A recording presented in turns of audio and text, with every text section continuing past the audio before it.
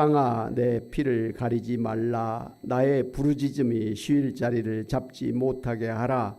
지금 나의 증인이 하늘에 계시고 나의 중보자가 높은 데에 계시니라. 나의 친구는 나를 조롱하고 내 눈은 하나님을 향하여 눈물을 흘리니 사람과 하나님 사이에와 인자와 그 이웃 사이에 중재하시기를 원하노니 수년이 지나면 나는 돌아오지 못할 길로 갈 것임이니라. 아멘.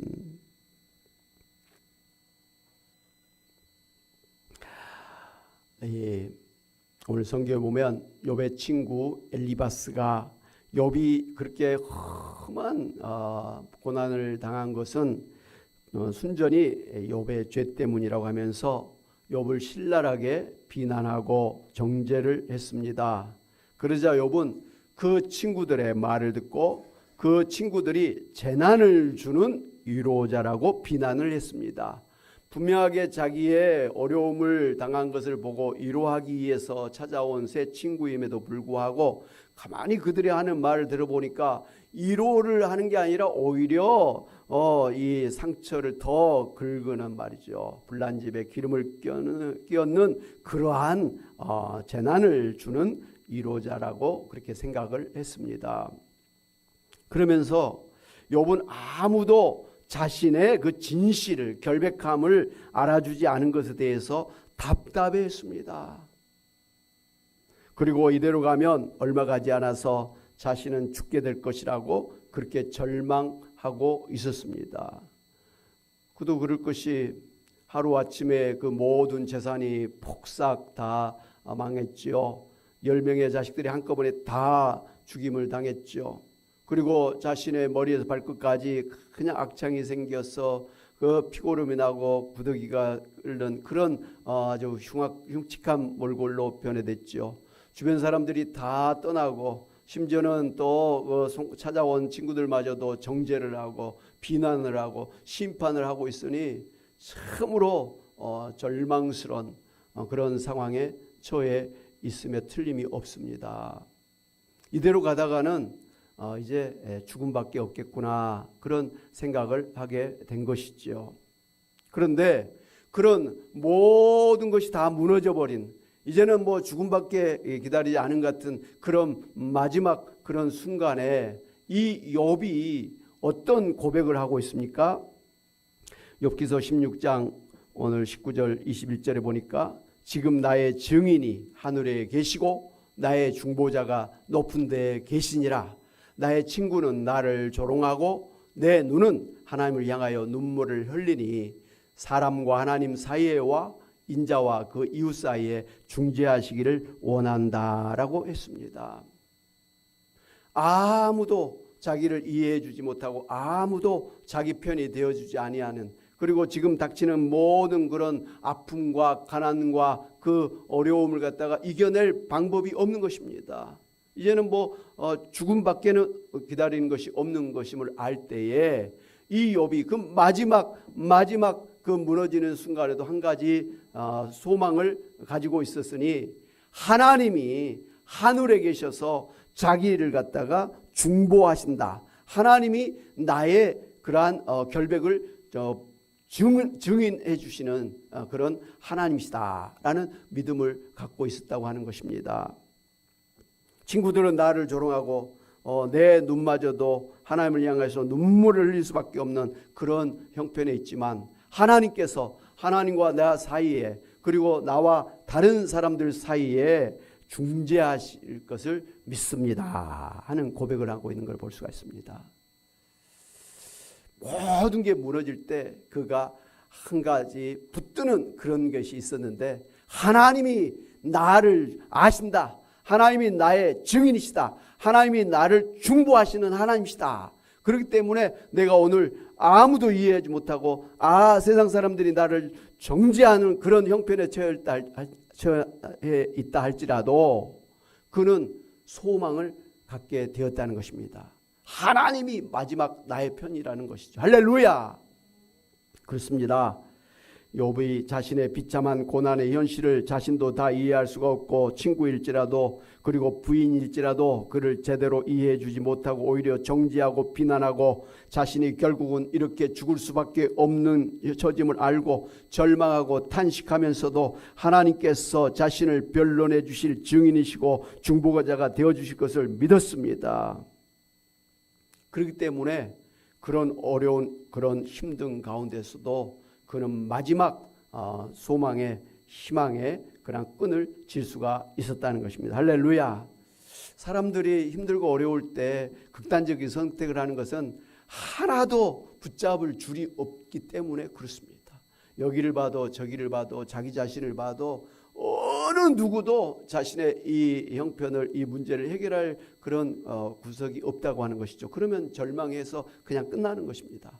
그런데 그런 형편일지라도 이 욥이 그런 위기를 이겨낼 수 있었던 것은 하나님이 나를 아시고 하나님이 나의 결백함을 주장하시는 증인이 되시고 또 하나님이 나의 중보자가 되어 주실 것을 믿는 그런 믿음이 있었기 때문에 욥은 그런 어려운 가운데서도 그래도 희망을 가지고 살아날 수가 있었다는 것입니다.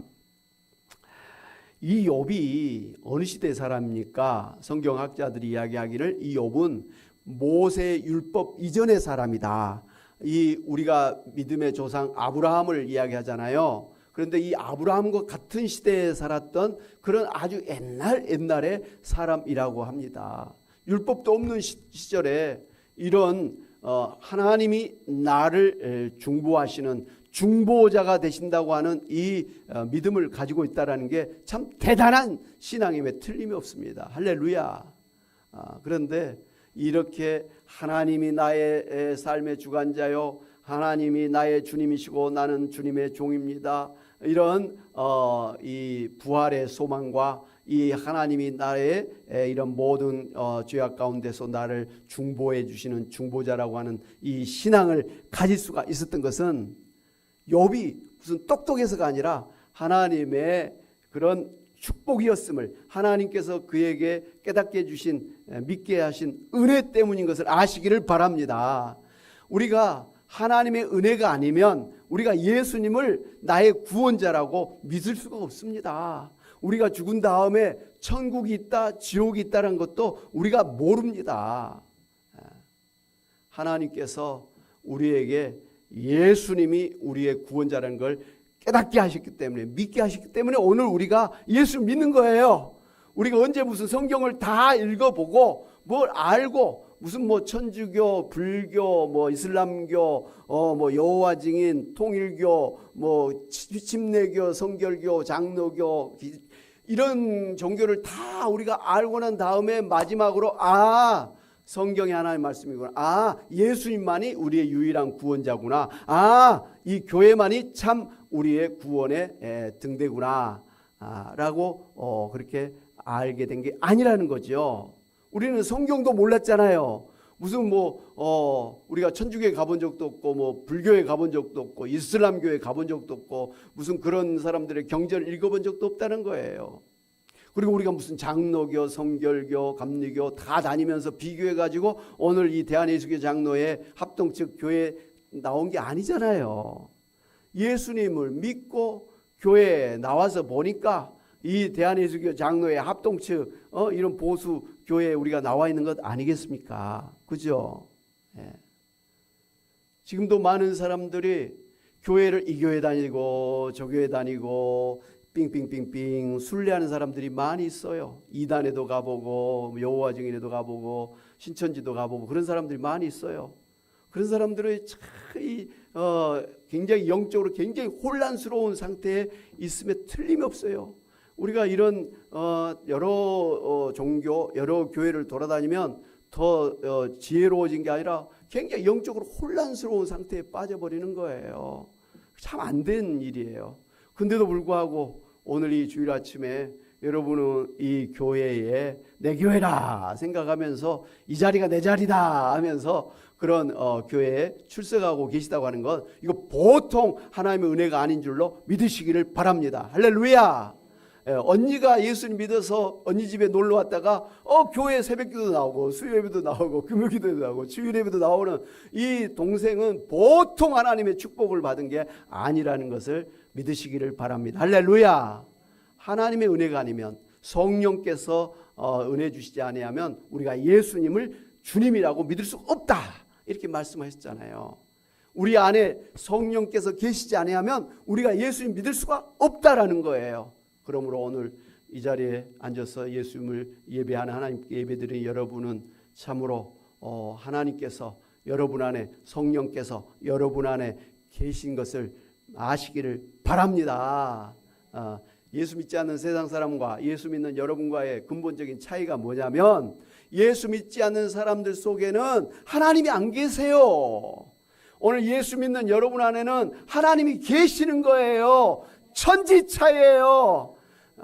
바로 하나님이 계시면 우리가 영생을 받고, 하나님이 없으면 영생이 없는 거예요. 여러분은 영생을 가진 사람이요, 예수님 없는 세상 사람들은 영생이 없는 불쌍한 인생을 살고 있다는 거예요. 아무리 세상 권력을 가졌어도, 아무리 세상의 부귀영화를 누린다 할지라도 예수님 없으면 꽝이에요. 아무리 돈이 없어도, 아무리 잘난 것이 없는 인생을 살고 있다 할지라도 예수님을 모시고 사는 여러분은 최고의 인생인 것을 믿으시기를 바랍니다. 할렐루야. 이 은혜를 누가 주셨다고요? 하나님께서 창세전에, 만세전에, 여러분이 태어나기도 전에 하나님께서 여러분을 구원하시기로, 하나님의 자녀로 삼으실 것을, 영생을 주셔서 천국에서 살게 될 것을 예정하시고 작정하셨다, 이 말씀이에요.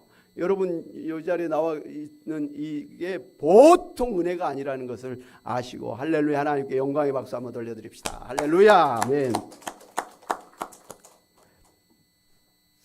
오늘 우리도 우리 자신을 우리 스스로 변론할 수도 없고, 또 세상의 어떤 사람도 우리를 갖다가 이해해주고 중보해줄 사람이 없을지라도, 그러나 하나님께서 우리를 아시고 우리를 이해해 주시고 우리의 증인이 되어 주시고 우리의 중보자가 되어 주실 것을 믿어야 됩니다. 바로 예수님이 우리의 증인이 되어 주시고 우리의 중보자가 되어 주시기 위해서 이 땅에 오셨지요. 그리고 십자가를 짊어지시고 우리를 대신해서 대속의 죽으심을 당하셨습니다. 그래서 우리가 하나님 앞에 죄 용서를 받게 될 수가 있었고, 구원받게 되었고, 천국에 갈 수 있게 되었고, 영생을 누릴 수가 있게 된 것입니다. 여러분, 이 중보자의 이 개념이라는 거, 하나님과 나 사이에, 다른 사람과 나 사이에 이 중보자가 있다고 하는 이것은 이 구약 성경의 그 율법에서 분명하게 말씀을 해주고 있습니다. 여러분이 잘 아신 것처럼 구약 시대는 제사장이 있었죠. 그 중에 특별히 이제 대제사장이 있었죠. 바로 이 제사장들, 특별히 이 대제사장은 하나님과 인간 사이의 중재자의 역할을 했습니다.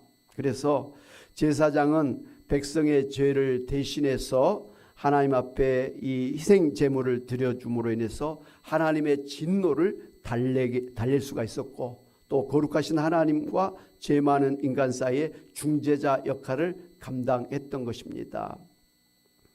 그러나 이 구약시대의 제사장들의 그런 역할은 불완전한 것이었습니다. 그들 역시 죄인이었기 때문에 자신을 위한 속죄제사를 드려야만 했고, 그들이 드리는 제사는 일시적인 효력만을 지닐 뿐이었습니다. 그래서 하나님은 우리의 죄를 완전하게, 확실하게 100% 용서받을 수 있게 하는 그런 대제사장을 보내주셨다고 약속을 해 주셨습니다.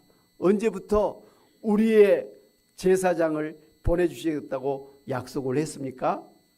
창세기 3장 15절 말씀부터 바로 아담과 하와가 선악과를 따먹고 원죄를 지을 때부터 하나님께서 하나님의 아들, 여자의 후손으로 오시는 하나님의 아들을 이 세상에 보내서 십자가에 피 흘려 죽게 하심으로 사단 마귀를 물리치고 우리를 구원하시는 중보자가 되게 하시겠다고 처음부터 약속을 해 주셨고, 그것을 갖다가 이제 사람들로 하여금 제대로 깨닫고 또 눈으로 보고 좀 실질적인 그런 것을 알도록 하기 위해서 보이는 성전을 만들었고 보이는 제사장을 두었고 보이는 희생 제사를 드리게 함으로 우리 하나님이 약속하신 바로 우리의 중보자가 계시다는 것을 믿으라는 것이죠. 무엇보다도 율법에 분명하게 명시를 해놓으셨어요. 하나님께서 우리를 대속할, 우리를 하나님 앞에 중보할 그런 구원자를 보내주시겠다고 아주 분명하게 반복해서 계속해서 선지자를 통해서 역사를 통해서 시종일관 약속을 해 주셨단 말씀이에요. 누구를 보내주시겠다고요? 구원자를, 우리를 하나님 앞에서 변호해 주실 변호사를, 중보자를 보내주시겠다고 약속을 해 주신 것입니다. 할렐루야. 그런데 그 하나님께서 구약성경에 약속해 주신 그 약속대로 오신 분이 누구십니까? 바로 예수 그리스도시죠. 예수님은 바로 구약성경의 창세기부터 약속하셨던 바로 그 우리의 구원자요, 우리를 하나님 앞에서 중보하시는 중보자로 오신 것입니다. 할렐루야. 예수님이 오셔서 우리를 중보하시기 위해서 해주신 일이 뭡니까? 우리가 지은 죄를 대신해서 십자가에서 피 흘려 죽으신 거예요. 희생제물이 되어주신 거예요. 예수님은 우리를 위한 하나님 앞에서 대제사장이 되어주셔서 완벽한 확실한 그러한 제사를 드려주신 대제사장이 되어주신 것입니다. 할렐루야. 아멘. 바로 이러한 예수님이 하나님과 우리 사이에 중보자라는 사실을 신약성경에서는 아주 반복해서 말씀을 해주고 계십니다. 디모데전서 2장 5절에 하나님은 한 분이시요. 우리 같이 한번 볼까요? 시작. 하나님은 한 분이시요 또 하나님과 사람 사이의 중보자도 한 분이시니 곧 사람이신 그리스도 예수라. 성경은 분명하게 하나님과 우리 사이에 중보자를 한 분을 세워주셨는데 그분이 바로 예수 그리스도라라고 확실하게 분명하게 그렇게 말씀해 주셨어요. 문선명이도 박대선도 이만희도 안산홍도 아니라는 거예요. 누구라고요? 오직 예수 그리스도만이 우리를 하나님 앞에서 중보하시는 유일한 하나밖에 없는 중보자라 이렇게 말씀을 해주셨어요. 히브리서 4장 14절 16절에서는 예수 그리스도가 우리를 대표해서 하나님 앞에 서신 대제사장이심을 분명하게 말씀을 해주셨습니다. 같이 한번 읽어보겠습니다. 시작. 그러므로 우리에게 큰 대제사장이 계시니 승천하신 이 곧 하나님의 아들 예수시라. 우리가 믿는 도리를 굳게 잡을지어다. 우리에게 있는 대제사장은 우리의 연약함을 동정하지 못하시리가 아니요 모든 일에 우리와 똑같이 시험을 받으신 이로되 죄는 없으시니라. 그러므로 우리는 긍휼하심을 받고 때를 따라 돕는 은혜를 얻기 위하여 은혜의 보좌 앞에 담대히 나아갈 것이니라. 할렐루야. 예수님은 우리를 중보하시는 분이신데 우리가 이 세상에 태어나서 이 세상에서 먹고 사니라고 애를 쓰는 그런 모든 아프고 배고프고 또 사람들 사이에서 비난받고 손가락질을 받고 정죄받는 곧 죽음을 당할 것 같은 그런 위기를 예수님이 다 경험을 하셨어요. 우리보다 더 끔찍한 그런 고통을 당하셨던 분이시죠. 가는 곳마다 사람들이 막 손가락질하고 비난하고 잡아서 죽이려고 막 계속 달려들었지 않습니까? 그리고 가난한 그 목수의 가정에 태어나가지고 정말 먹고 사는 것도 힘들었단 말이죠.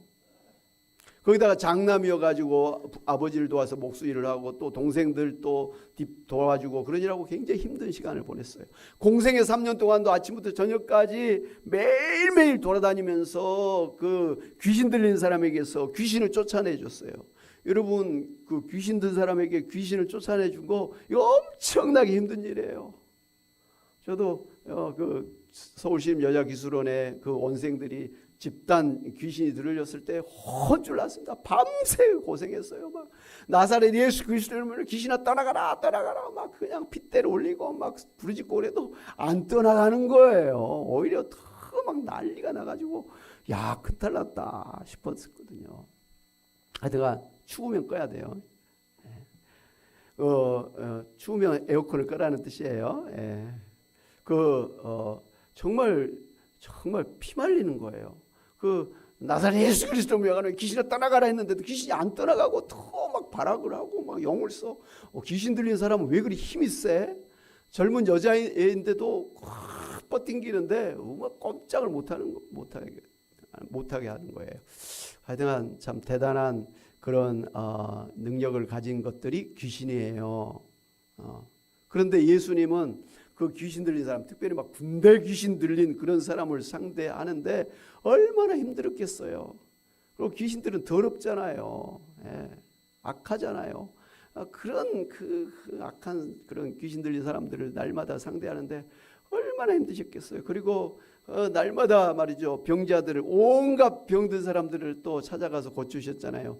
눈먼 사람들, 귀먼 사람들, 또 말 못하는 사람들, 다리 또 저는 장애인들, 또 12년 동안 몸에서 피가 줄줄 나오는 혈류병 앓았던 여인을 38년 된 그런 병자, 온 몸이 그냥 이제는 참 힘이 하나도 없는 살아있는 게 기적 같은 그런 사람을 찾아가서 그렇게 치료해 주시고, 문둥병 걸린 사람을 가서 찾아가서 또 치료해 주시고, 정말 그 환자들 만나는 거 굉장히 힘들어요. 저도 병원에 있는 분들 가서 목사라고 해서 막 기도를 해드리는데 피 말립니다.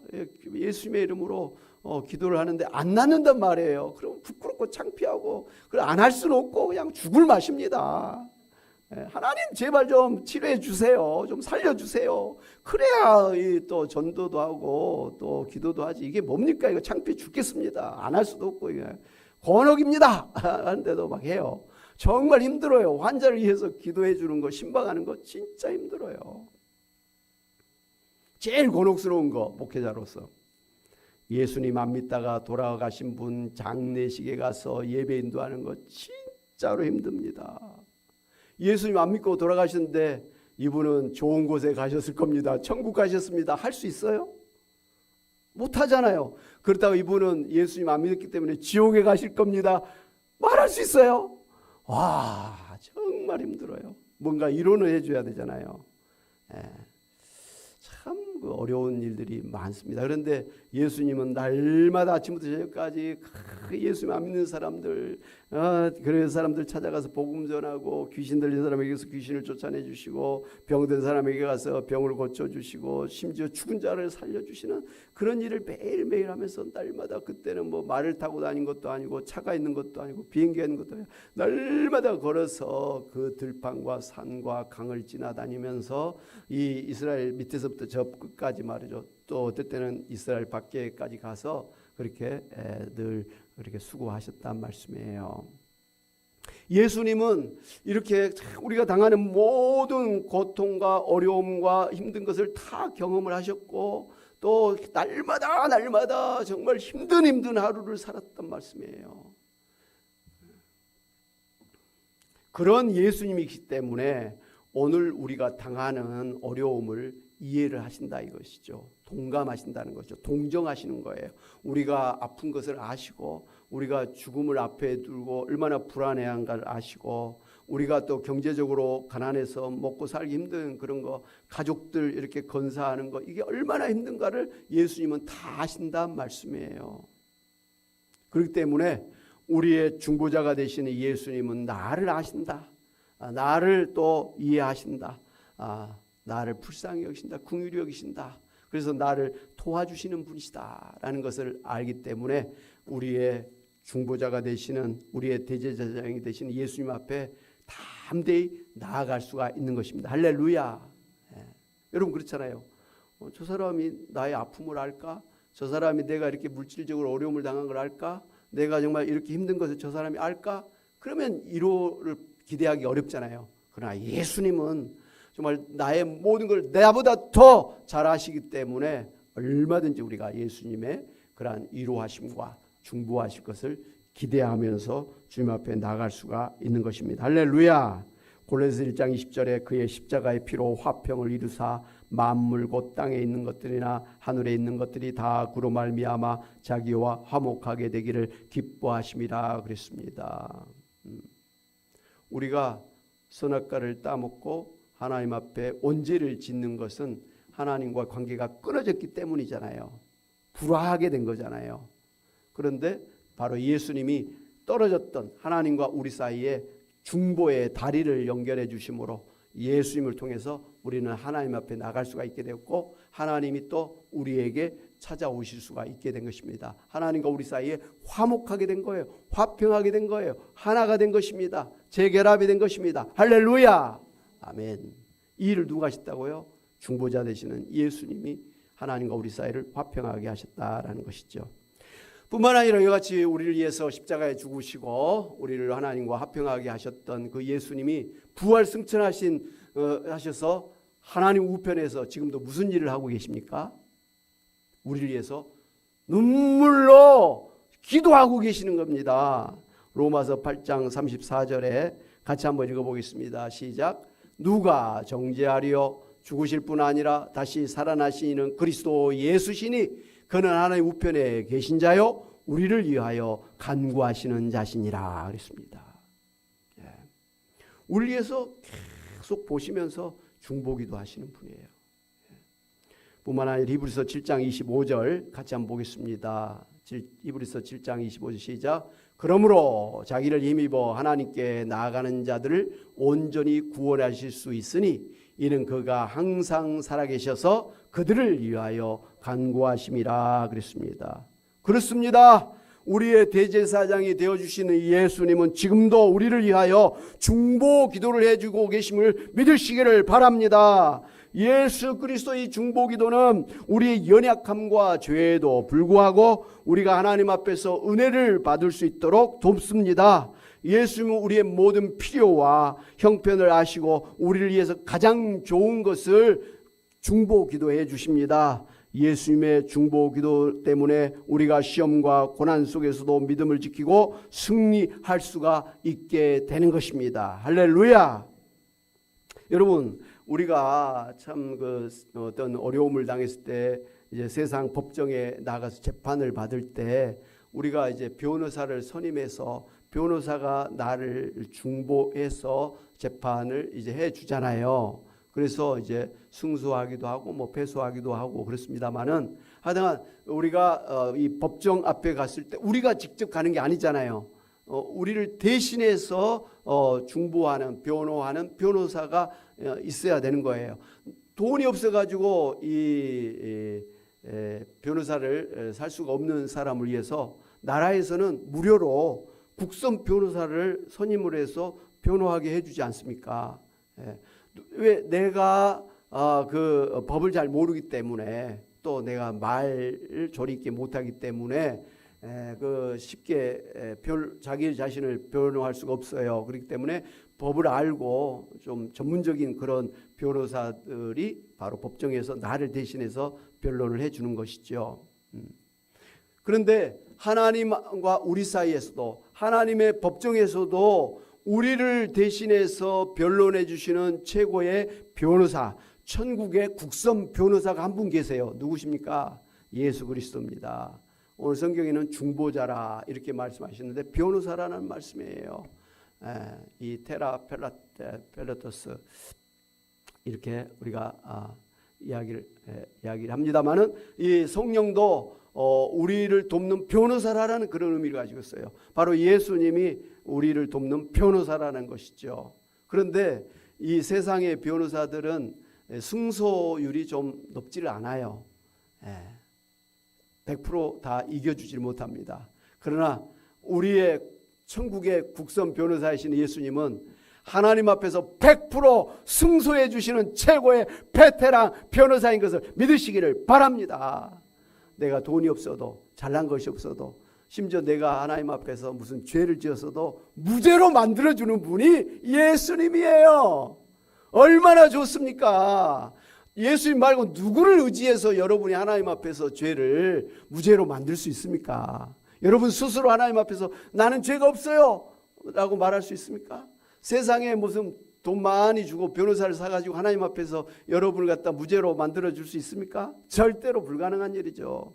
우리를 하나님 앞에서 무죄를 선언받게 해주시는 유일한 분은 예수님밖에 없어요. 예수님을 붙드시기를 바랍니다. 그래서 참으로 예수님을 강하게 붙들어라 이렇게 말씀하십니다. 끝까지 붙들어요. 어떨 때는 예수 믿는다고 해서 내 죄를 다 용서해 주시겠나? 예수 믿는다고 해서 내가 천국에 가겠나? 내가 예수 믿는다고 해서 내가 천국에서 부활해서 다시는 병들고 늙고 죽지 아니하는 그런 신령한 몸, 영광스러운 몸으로 살게 하실까? 의문이 들 수도 있지요. 내가 뭐 하나님 앞에 잘한 것도 없는데, 헌금한 것도 없는데, 뭐 봉사도 못했는데, 나는 기도도 잘 못하는데, 나는 성경도 잘 못하는데, 내가 하나님 앞에 내가 천국에 갈 수 있을까? 자신이 없을 때가 있잖아요. 여러분이 올령 하나님 앞에 잘한 것도 내세울 것이 없다 할지라도, 아니 하나님 앞에 죄를 지은 그런 죄인일지라도 예수님을 여러분의 변호사로 붙들고 나아가면 예수님이 하나님 앞에서 여러분의 죄를 무죄로 만들어주시는 최고의 베테랑 변호사인 것을 믿으시기를 바랍니다. 아멘. 다른 사람 붙들고 가봤자 아무 소용없어요. 문선명이 붙들고 나가도 소용없어요. 이만희 붙들고 나가도 소용없어요. 예수님 붙들고 나가면 어떤 죄인이라도 하나님께서 무죄로 만들어 주신다 이 말씀이에요. 왜요? 뭐로? 예수님이 내 죄를 대신해서 다 그 값을 갚아 주셨기 때문에 가능한 것이죠. 그러므로 율법이 아무리 여러분을 정죄해도, 사단마귀가 아무리 여러분을 정죄한다 할지라도 예수님은 우리의 법정, 하나님의 법정에서 여러분에게 무죄를 가져다 주시는 최고의 변호사인 것을 믿으시기를 바랍니다. 사랑하는 여러분, 이렇게 예수 그리스도의 중보사역을 통해서 우리는 하나님과 화목하게 되었고 죄 사함을 받게 되었고 영원한 생명을 얻게 되었습니다. 뿐만 아니라 지금도 예수님은 우리를 위하여 눈물로 중보 기도해 주시고 계십니다. 그러므로 우리는 예수님의 십자가 보혈의 공로를 의지해서 담대히 하나님의 은혜의 보좌 앞으로 나아갈 수가 있게 된 것입니다. 오늘 우리가 당하는 고난을 내 자신도 다 이해하지를 못하고 다른 사람도 다 받아주지 못할지라도 오직 예수님만은 나를 이해해 주시고 나를 변론해 주시는 증인이요 중보자가 되어주시고 구원자가 되어주신 것을 믿고 힘들고 어려울수록, 나도 어렵고 나를 도와줄 사람이 없을지라도 그럴 때일수록 우리의 중보자가 되시는 예수님에게 나아감으로, 예수님을 끝까지 붙드심으로 인해서 위로를 받고 구원과 치유와 회복을 받으시기를 주님의 이름으로 축원합니다. 아멘. 우리 말씀을 생각하면서 찬양 같이 한번 하시죠. 찬송가 337장. 내 모든 시험 무거운 짐을 주 예수 앞에 아뢰면 근심에 쌓인 날 돌아보사 내 근심 모두 맡으시네. 할렐루야. 내 모든 시험 무거운 짐을 주 예수 앞에 아뢰며 근심에 쌓인 날 돌아보사 내 근심 모두 맡으시네. 그렇습니다. 무거운 짐을 나 홀로 지고 견디다 못해 쓰러질 때 불쌍히 여겨 구원해 주님, 은혜의 주님 오직 예수. 내 모든 괴로움 닥치는 환난 주 예수 앞에 아뢰며 주께서 친히 날 구해주사 넓으신 사랑 베푸시. 그렇습니다. 무거운 짐을 나 홀로 지고 견디다 못해 쓰러질 때 불쌍히 여겨 구원해 주님, 은혜의 주님 오직 예. 그렇습니다. 내 힘이 점점